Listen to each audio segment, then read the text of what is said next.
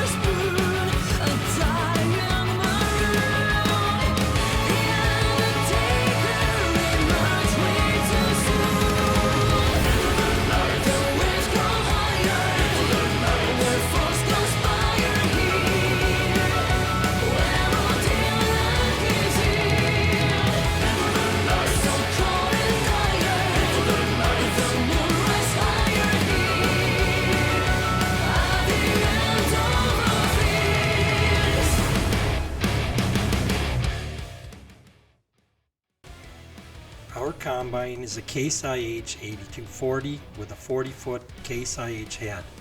Soybeans are a legume and therefore similar to beans and peas. The beans are grown on a plant and in a pod like a pea. The combine separates the plant material from the pods and the beans. The beans are then transported to the center hopper on the combine.